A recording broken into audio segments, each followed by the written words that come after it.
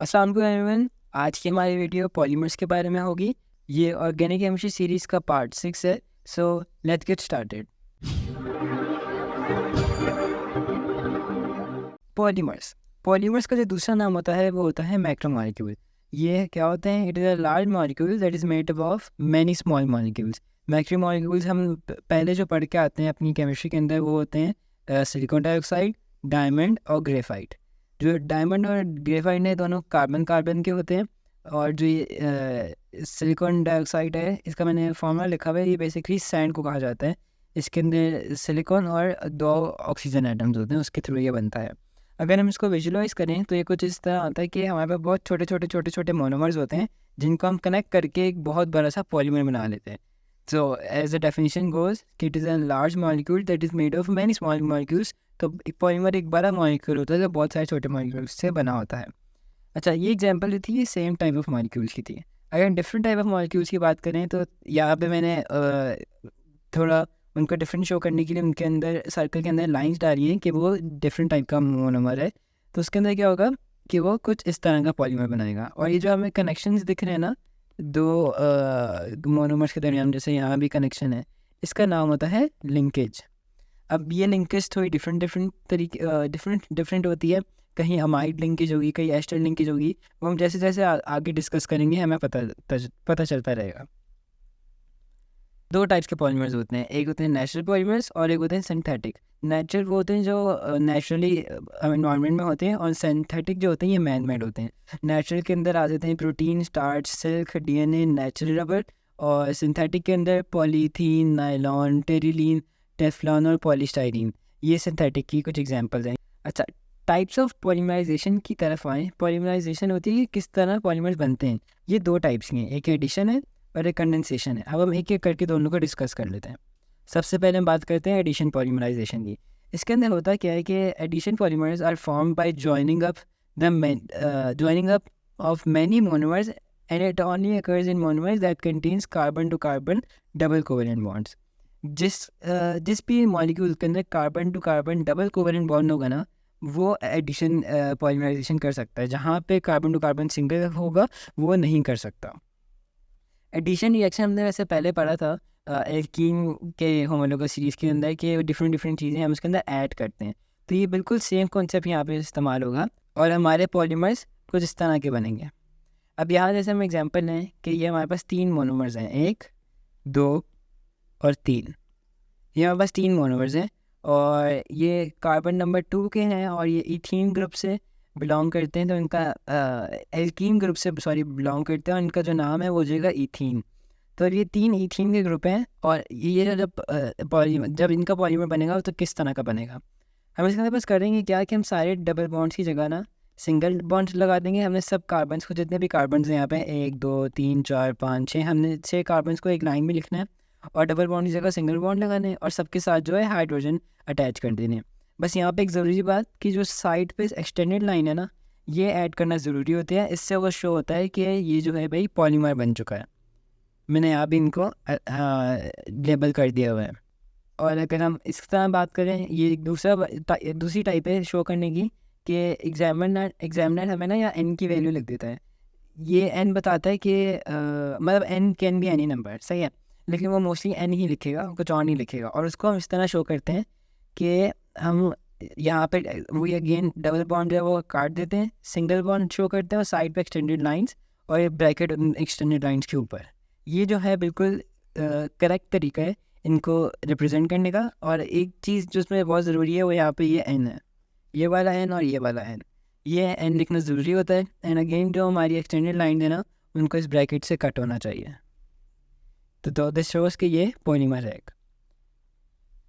तो ये इथीन था, इससे पॉलीथीन बन गया। और पॉलीथीन के मैंने यूजेज लिखे हुए हैं कि वो प्लास्टिक बैग्स, टॉयज़ और बकेट्स बनाने में काम आता है। तो हम नीचे एक और एग्जांपल है, हम वो करते हैं कि अगर हमें इसका पॉलीमर बनाना है तो वो कैसे बनाएंगे।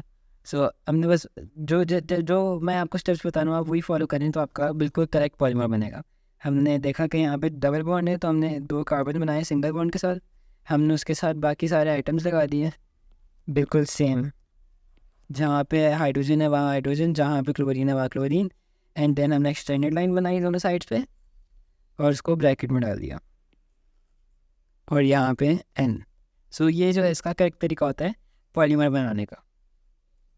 अब कुछ क्वेश्चंस कुछ इस तरह आते हैं कि एग्जामिनर बोल रहा होगा ड्रॉ 3 रिपीट यूनिट्स या फिर 2 रिपीट यूनिट, तो वो हम किस तरह बनाएंगे। हमने जैसे हमने ऊपर एक ब्रैकेट में सब कर दिया ना, कि मतलब हमने जैसे ये एक मोनोमर है और यहाँ भी हमने एक ही बनाया, सही है। तो अब इसके अंदर हम क्या करेंगे, हमें रिपीट यूनिट्स जो हैं वो ज़्यादा बनाने होंगे। जैसे एक एक्सटेंडेड लाइन पहले डाल दें, फिर हमने कार्बन, ये एक हो गया, ये 2 और ये 3, और यहाँ पे एक्सटेंडेड लाइन आ जाएगी। और हमने बाकी सबका जो है देख के हमने सारे आइटम्स डाल देने हैं।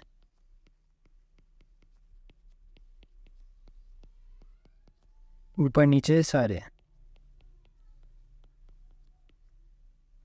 तो सॉरी ये मैंने गलत डाल दिया। इसके अंदर अगर एक भी आइटम हम गलत डालेंगे ना तो हमारा पूरा स्ट्रक्चर जो है वो गलत हो जाएगा। और मोस्टली ये जो है 1 मार्क का ही आता है, तो आप अपना 1 मार्क भी लूज़ कर देते हो। सो हमारा स्ट्रक्चर जो है कुछ यूँ होगा, हमने ब्रैकेट बना देना है और यहाँ पे N लिख देना है। क्योंकि उसने बोला था ड्रॉ 3 रिपीट यूनिट्स, तो हमने इस तरह उसके 3 रिपीट यूनिट बना दिए। अच्छा, अब हमारे पास एक दूसरी एग्जांपल है, तो वो किस तरह होगी। हमने अगेन उस सेम क्वेश्चन है ड्रॉ 3 रिपीट यूनिट्स, तो हमने सेम बनाना है। 1 हो गया, ये 2 हो गए, ये 3 हो गए। अब मुझे कैसे पता चलेगा कि 3 कंप्लीट हुए। एक में हमारे पास ना 2 कार्बन है, तो मतलब ये 1 हो गया, ये 2 हो गया और ये 3 हो गया। ये जो है इसका करेक्ट वे है। फिर हमने एक एक करके सबके साथ उनके बाकी लेफ्ट ओवर जो भी आइटम्स थे वो लगा देने, कुछ इस तरह।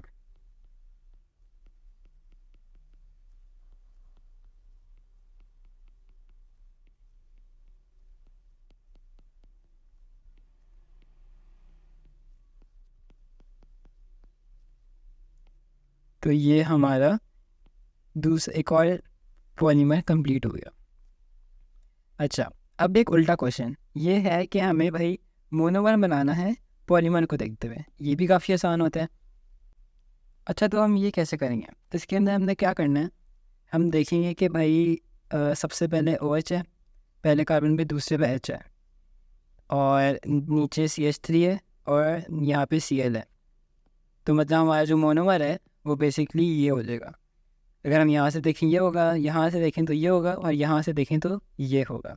ये तीनों बेसिकली मोनोमर्स हैं और हमें एक मोनोमर बनाना है। और हम वो जो है मोनोमर की तरह बनाएंगे, उसके दरम्यान में मतलब डबल बॉन्ड होना चाहिए। और ये जो एक्सटेंडेड लाइन और ये N है ये नहीं होना चाहिए। इस N यहाँ पे नहीं, कहीं और होगा। तो हम कैसे बनाएंगे, लेट्स सी। हमने देख लिया कि हमारा ये जो है एक मोनोमर है, ये भी एक है और ये भी एक है। और क्वेश्चन कह रहा है कि draw monomer of the polymer, मतलब एक ही बनाना है। तो ये कुछ इस तरह होगा। हमने एक कार्बन दूसरा कार्बन बनाया डबल बॉन्ड के साथ, फिर हमने ऊपर देख लिया कि भाई उसके साथ क्या क्या लगा हुआ है, और हमने सारे आइटम्स लगा दिए। और N जो है वो यहाँ पे आएगा। तो ये जो हमारा है मोनोमर होगा। अब इसके अंदर हमें कुछ ज़रूरी बातें वो देखनी है। वो है कि ये N, मैं उसको रेड से कर देता हूँ, ये N यहाँ पे डबल बॉन्ड होना, और यहाँ पे एक्सटेंडेड लाइंस नहीं होंगी। ये भी ज़रूरी है। मैं उनको क्रॉस करता हूँ, मैं समझाने के लिए बनाई थी। ये ज़रूरी चीज़ है, तो इन चीज़ों का ख्याल रखना है। अच्छा, अब एक और क्वेश्चन आता है कि अगर हम स्ट्रक्चर, अगर इसका मोनोमर इस तरह बना दें कि यहाँ पे H डाल दें, यहाँ पे CH3 डाल दें, यहाँ पे OH डाल दें और यहाँ पे Cl, तो ये जो स्ट्रक्चर है ना ये गलत है। अब इसमें गलती क्या है, ये देखिए, ये कार्बन है, एक कार्बन के साथ OH और CH3 लगा हुआ है। तो मतलब हम CH3 ऊपर कर दें और OH नीचे कर दें तो वो ठीक है। लेकिन जहाँ पे जैसे एक कार्बन के साथ हाइड्रोजन और CH3 आ गया, यहाँ तो नहीं है ना, इस कार्बन के साथ हाइड्रोजन है और Cl है, और यहाँ पे अगर CH3 है तो यहाँ OH है। तो ये जो है ना यहाँ पे गलती आ गई। अगर हम इसका एक और वो देखें स्ट्रक्चर, तो वो कुछ इस तरह हो सकता था कि हम कार्बन 2 लगाएं एक साथ एंड हम उनकी ना ऊपर नीचे कर दें उसको। तो ये भी हमारा जो स्ट्रक्चर है ना ये ठीक होगा। बस हमारा हम जो फ़र्क डाल सकते हैं ना वो मैक्सिमम यही फ़र्क है कि जो भी हमारे एटम्स है ना, जैसे यहाँ पे हाइड्रोजन और ये Cl, ये दोनों एक साथ एक कार्बन से लगे होने चाहिए। और इसी तरह ये CH3 और ये OH, ये दोनों एक साथ एक कार्बन से लगे होने चाहिए। इसकी प्लेसमेंट आप ऊपर नीचे दाएं बाएं जो करनी है करो, लेकिन जो इनकी पोजीशन है ना वो एक ही कार्बन के साथ होनी चाहिए। ये नहीं कि ये OH इसके साथ लगा है और ये वाला H इसके साथ लगा है, तो वो जो हमारा मोनोमर है वो ख़राब हो जाता है। सो इसमें ये चीज़ जो है इस चीज़ का ध्यान रखना होता है। आगे एक और एग्जांपल है, अब इसको हम कैसे बनाएंगे, हमने आइडेंटिफाई करना है मोनोमर। तो मुझे दिख रहा है कि ये एक न्यू चीज़ है और यहाँ पे जो है Br रिपीट हो रहा है, तो ये डेफिनेटली जो है यहाँ पे मतलब इसका मोनोमर जो है वो ख़त्म हो रहा है। सो मैं इसको सर्कल कर लेता हूँ, ये हमारा है मोनोमर। हम इसको ड्रॉ कर देंगे डबल बॉन्ड के साथ, तो ये कुछ इस तरह हो जाएगा। और अगेन अगर आप H और Cl ऊपर नीचे कर दो, या फिर Br और CH3 ऊपर नीचे कर दो, तो उससे फ़र्क नहीं पड़ता, बस वो सेम कार्बन के साथ लगे होने चाहिए, जैसे मैंने आपको ऊपर वाली एग्जांपल में समझाया। और यहाँ पे भी एंड डाल देते हैं। ओके, अब हम चलते हैं कंडेंसेशन पॉलीमराइजेशन की तरफ। ये condensation polymers are formed when monomers molecules are linked together with the removal of a small molecule, usually water. मतलब इसके अंदर मोनोमर्स जो हैं वो आपस में जुड़ते हैं, लेकिन एक छोटा जो मॉलिक्यूल है ना वो रिमूव होता है, निकलता है, और वो मोस्टली जो है वाटर होता है। अब इसके अंदर ना 2 टाइप्स की लिंकेज होती हैं, एक होती है पॉलीएस्टर और एक होती है पॉलीएमाइड। पॉलीएस्टर हम एस्टरिफिकेशन में हमने पढ़ा था कि एस्टर्स जो हमारी लास्ट मोनोमर सीरीज थी, कि उसका जो फंक्शनल ग्रुप होता है वो ये होता है COO। तो पॉलीएस्टर के अंदर भी जो लिंकेज है ना वो COO वाली होगी। दिस आर रिप्रेजेंट कि यहाँ पे कोई और मतलब अटैच हुआ है, मतलब ये जो है ना बेसिकली इसको कहा जाता है पॉलीएस्टर की लिंकेज, और यहाँ पे इसको कहा जाता है पॉलीएमाइड की लिंकेज। और ये आर रिप्रेजेंट करता है कि ये कहीं बीच में कनेक्टेड हो गई। पॉलीएमाइड में होता है CONH और यहाँ होता है COO। सो अब हम पॉलीएस्टर को ज़्यादा डिटेल में पढ़ते हैं। पॉलीएस्टर टेलुरिन हो सकता है या PT, इन दोनों में से सेम चीज़ है, और ये सिंथेटिक पॉलीएस्टर होता है। अब इसके अंदर हमें ना मोनोमर्स इनके याद करने होते हैं कि भाई PT है तो वो डाइकार्बोक्सिलिक एसिड और डाइऑल से बनता है। अब जैसे हमने एस्टर बनाने में सीखा था ना कि हम कार्बोक्सिलिक एसिड से OH और अल्कोहल से H इनको रिमूव करते हैं और बाकी सबको कनेक्ट कर देते हैं, हमने डिट्टो वही चीज़ यहाँ पे करनी है। बस फ़र्क ये होगा कि यहाँ पे कुछ बीच में बॉक्सेस आएंगे और मैंने यहाँ की बनाएंगे, जो मैंने इस तरह सर्कल किया हुआ है उसको हमें हटाना है। तो आप यहाँ पे देख सकते हैं कि मैंने HO में से ये दोनों पूरे हटा दिए और सिंगल लाइन छोड़ दी, और यहाँ से मैं यहाँ से भी ये हटा के ये वाला ऑक्सीजन जो है यहाँ कनेक्ट हो जाता है और ये पूरी चीज़ जो है हट जाती है, और ये बेसिकली वाटर बनाती है। और दिस एरो शोज़ -H2 कि मतलब वो प्रोडक्ट की साइड में प्रोड्यूस हो रहा है। और ये जो आप देख रहे हैं ना पूरा स्ट्रक्चर, ये है 1 यूनिट पॉलीमर, ठीक है। और ये जो है ये एस्टर लिंकेज है। अब हम इसके एग्जांपल कर लेते हैं, और हमने ये ध्यान में रखना है कि जो है एस्टर लिंकेज है, तो हम इसको किस तरह करेंगे। सो लेट्स सी, अब इसमें होगा क्या, हमने बोला है 2 रिपीट यूनिट, तो हम कुछ स्ट्रक्चर इस तरह बनाएंगे। हम पहला देख सकते हैं कि भाई ये जो है ये कार्बोक्सिलिक है, तो इसमें से HOOH जो है वो पूरा जाएगा, या HO या OH कहने की बात है कि वो पूरा जाएगा। तो किस तरह बनेगा, हमने C बनाया अकेला, उसके साथ डबल बॉन्ड, देन बीच में C2H4 एज इट इज रहेगा, देन यहाँ पे अगेन C आया, उसके साथ डबल बॉन्ड, और ये वाला OH हट जाएगा तो यहाँ पे आ जाएगा O, देन C3H6, फिर उसके साथ O। ये जो है 1 यूनिट हो गया। अब हमें इसको एक और दफ़ा रिपीट कर देना है बस, तो ये कुछ इस तरह का हो जाएगा। जगह थोड़ी कम है मेरे ख्याल से, C3H6 सॉरी, और उसके साथ में वो आ जाएगा, वो मैं थोड़ा यूँ ड्रॉ कर देता हूँ। तो ये हमारा 2 यूनिट्स जो ये जो 2 रिपीट यूनिट्स हो जाएंगे इसके। मतलब अगर हम इसको इसकी पॉलीमराइजेशन करें तो इसकी कंडेंसेशन पॉलीमराइजेशन होगी, मतलब यहाँ पे -H2 लिख सकते हैं हम, मतलब या फिर हम यहाँ पे +H2 लिख दें तो एक ही बात है, लेकिन कोई एक जगह रखना है तो मैं वहाँ ऊपर लिखे रहने दे रहा हूँ यहाँ पे। सो इस तरह हम जो है पॉलीमराइजेशन करते हैं। ये हमने पढ़ा एस्टर। हम एक रिकैप कर लेते हैं कि इसके अंदर ये बनता है कार्बोक्सिलिक एसिड और डाइऑल से। हमें बस वो जहन में रखना है कि जैसे एस्टर है वो अल्कोहल और कार्बोक्सिलिक एसिड से बनते हैं, तो बस यहाँ पे डाई का वर्ड आ जाएगा। डाई का मतलब कि 2, जैसे यहाँ पे एक बॉक्स आप देख सकते हैं उसके साथ में एक ये लगा हुआ कार्बोक्सिलिक एसिड और ये लगा हुआ, तो बस इसका मतलब इसका इसलिए हम इसको बोलते हैं डाई कार्बोक्सिलिक। इसी तरह यहाँ पे एक बॉक्स है उसके साथ लगा हुआ है OH और यहाँ पे OH, तो ये डायऑल है। अच्छा, एक चीज़ ज़रूरी है कि देखें मैंने इन दोनों को ना डिफरेंट रिप्रेजेंट किया हुआ है कि इसके अंदर स्ट्राइप्स है और ये एम्प्टी है। सो ये एक चीज़ ज़रूरी होती है कि डिफरेंट मोनोमर्स को ना हमें डिफरेंट तरीके से रिप्रेजेंट करना होता है। जैसे मैंने आपको बिल्कुल शुरू में जो विजुअलाइज में आपसे करवाया था तो उसके अंदर भी शो किया हुआ था। अब ये हो सकता है कि कोई बंदा इसको स्ट्राइप्स कर दे, इसके अंदर डॉट डॉट डाल दे, तो वो उसकी मर्ज़ी। कोई स्टैंडर्ड रूल नहीं है कि कार्बोक्सिलिक का जो है वो एम्प्टी होगा और इसका स्ट्राइप्स वाला होगा। मैंने आपको एग्जांपल देने के लिए समझाया है। हमें बेसिकली बस वही करना होता है जो एग्जामिनर पेपर में दे, बस ये। लेकिन हमें इस चीज़ का कॉन्सेप्ट होना चाहिए कि सब मोनोमर्स का जो बॉक्स के अंदर वाला डिज़ाइन होता है, यहाँ पे पैटर्न होता है, वो डिफरेंट होता है। जब हम आते हैं पॉलीएमाइड की तरफ, ये जो है नायलॉन के अंदर होता है और ये सिंथेटिक पॉलीमर होता है, मतलब मैन मेड होता है। इसके मोनोमर्स होते हैं डाई कार्बोक्सिलिक एसिड और डायमाइन। अच्छा, फिर डायमाइन है ना, इसके लिए मैंने एक रिकैप लिखा हुआ है यहाँ पे। रिकैप क्या है कि हमें पता है अमोनियम NH4 को कहते हैं और अमोनिया NH3 को कहते हैं। तो अमाइन जो है ना वो NH2 होता है और ये डायमाइन है, तो मतलब NH2 या 2 दफ़ा होगा और बीच में मोस्ट प्रॉब्ली कोई बॉक्स होगा, जैसे हमने ऊपर देखा कि डायऑल और डाइकार्बोनिक एसिड कैसे थे। तो बिल्कुल ऐसा ही है। नीचे हम देख सकते हैं कि यहाँ पे कार्बोक्सिलिक है, यहाँ डायमाइन है, एंड मैंने दोबारा वही सेम हिंट रखी हुई है। हमने वो रिमूव करके इस तरह एक पॉलीमर बनाना है। और ये जो CONH है ये अमाइड लिंकेज है। अच्छा, इसके अंदर ये थोड़ा सा नया है, तो इसके अंदर हम जैसे डायमाइन का हमें नहीं पता हमें क्या रिमूव करना होगा। हम कार्बोक्सिलिक एसिड का तो सेम वही OH हटाना है हमें, इसको हटा देंगे और डायमाइन में से हम एक हाइड्रोजन हटा देंगे, जो उसका लेफ्ट वाला हाइड्रोजन है वो हट जाएगा। और हमने बस एक चीज़ ध्यान रखनी है, कार्बन जो है हमारा डायरेक्ट जो है ये नाइट्रोजन के साथ कनेक्ट हो रहा है। ये अगर ध्यान में रखेंगे तो हमारा स्ट्रक्चर बिल्कुल ठीक बनेगा। इसका भी क्वेश्चन है वो अटैम्प्ट करते हैं हम। इस तरह कुछ होगा, C2H4 अब ब्रैकेट के बाहर 2 देन C डबल बॉन्ड। अच्छा, यहाँ पे OH है वो मैं नहीं लिखूँगा क्योंकि यार हम जो है पॉलीमराइजेशन कर रहे हैं, हमें वो उस पर रिमूव करना है। और यहाँ पे मैं H भी नहीं लिखूँगा ये वाला, क्योंकि जैसा मैंने आपको बताया हमें इस H को रिमूव करना होता है। तो यहाँ पे आएगा N एंड उसके ऊपर वाला H, then C3H6 then bracket के बाद 3 एंड देन कंटिन्यूएशन में ऊपर H, देन यहाँ पे वो कार्बन आ जाएगा, ऊपर कनेक्ट कर देंगे हम, देन पूरा रिपीट करना है हमने बस। ये हमारा कुछ इस तरह बनेगा।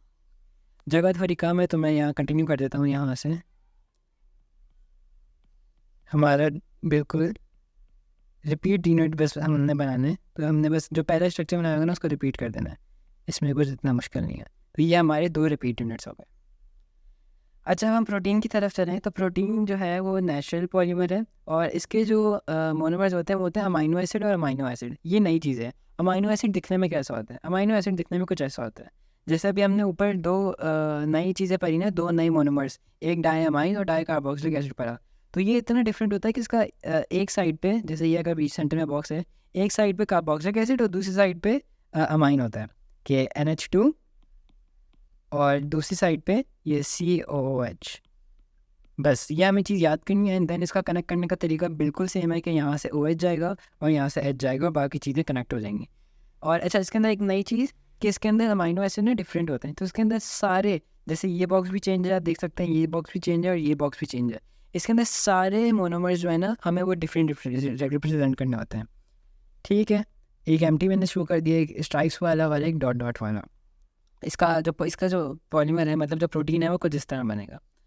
अच्छा, हम प्लास्टिक्स को भी डिस्कस कर लेते हैं क्योंकि ये भी ऐसा टॉपिक है जो पॉलीमर्स के अंदर ही डिस्कस होता है, क्योंकि जो प्लास्टिक भी होते हैं वो पॉलीमर के बने होते हैं। सो प्लास्टिक, आई एम श्योर क्या हम सब अवेयर हैं प्लास्टिक होता है क्या, एक टाइप का मटेरियल होता है। इसके ये फ़ायदे क्या हैं कि ये रिलेटिवली चीप होता है, ये easy moulded into various shapes के, आप डिफरेंट शेप्स बना सकते हैं। बहुत सारे टॉयज़ देखे हमने इसके अंदर, शॉपर भी इसमें होते हैं, तो चप्पलें भी होती हैं प्लास्टिक की, तो मतलब ये किसी भी शेप में आ जाता है। ये लाइट होता है, ये टफ़ होता है अगर अच्छी क्वालिटी का, वाटर प्रूफ होता है, और ये अगेन टफ़ होता है तो इसकी ड्यूरेबिलिटी भी अच्छी होती है, एंड ये डिके नहीं होता, रस्टिंग और केमिकल अटैक से बचा हुआ होता है, और इसको जंग भी नहीं लगता है, रस्टिंग भी नहीं होती इसके ऊपर। अच्छा, अब हम बात करते हैं environmental challenges cause by plastics. वो हैं कि लैंडफिल्स बढ़ जाती हैं क्योंकि ये नॉन बायोडिग्रेडेबल होता है, जैसे यहाँ बोले ना रेजिस्टेंट टू डिके। ये एक अच्छी चीज़ तो है, लेकिन जब हम इसको फेंकने की बात करें ना तो ये बहुत बड़ा नुकसान है, क्योंकि ये नॉन बायोडिग्रेडेबल होता है ना और रेजिस्टेंट टू डिके जैसा ऊपर लिखा हुआ है, तो ये ना डिकम्पोज नहीं होता, तो ये मिलियंस ऑफ ईयर्स के लिए हमारे सॉइल के अंदर ही रहता है। एक्यूमुलेशन इन ओशंस, क्योंकि इनसॉल्युबल वाटर होता है तो ये समंदर में भी चला आता है, हमारी मछलियों को भी तंग करता है। और formation of toxic gases when burn, जैसे अगर हम इसको आग लगा दें तो ये टॉक्सिक गैसेस बनाता है। सो ये इसके मेजर इश्यूज़ हैं जिसकी वजह से अब दुनिया जो है वो प्लास्टिक का यूज़ कम करी जा रही है। And that's it for today. आज हमने पूरा पॉलीमराइजेशन का टॉपिक पढ़ा डिटेल के अंदर, एडिशन पॉलीमराइजेशन, कंडेंसेशन पॉलीमराइजेशन, हमने दोनों लिंकेजेस भी पढ़ ली हैं पॉलिएस्टर पॉलीअमाइड की, और हमने मोनोमर्स भी देख लिए, डाइकार्बोक्सिलिक, डायमाइन, डायॉल वगैरह। एक चीज़ रिकैप कर लेते हैं बस कि नायलॉन के अंदर डाइकार्बोक्सिलिक और डायमाइन इस्तेमाल होता है। प्रोटीन के अंदर जो है अमाइनो एसिड इस्तेमाल होते हैं। अमाइनो एसिड्स की एक साइड पे COOH और एक साइड पे NH2 होता है। और जो टेरिलीन या PET है जो पॉलिएस्टर है, बेसिकली इसके अंदर डाइकार्बोक्सिलिक और डायऑल इस्तेमाल होता है। और इनको जो कनेक्ट करने का तरीका होता है, जो मतलब पॉलीमर बनाने का तरीका होता है, वो बिल्कुल सेम होता है जैसा एस्टर्स में होता है। हम OH कार्बोक्सिलिक एसिड में से हटाते हैं, और हाइड्रोजन जो है वो अल्कोहल में से हटाते हैं या फिर डायमाइन में से हटाते हैं। सो काफ़ी आसान टॉपिक है और ये काफ़ी मार्क्स गेनिंग वाला टॉपिक है, क्योंकि इसके मोस्टली जो MCQs होते हैं ना ऑर्गेनिक केमिस्ट्री के, वो इस टॉपिक में से आते हैं। So I hope you learned something new. That's it for today. Share the video with your friends, like this video, subscribe to our channel. Take care and Allah Hafiz.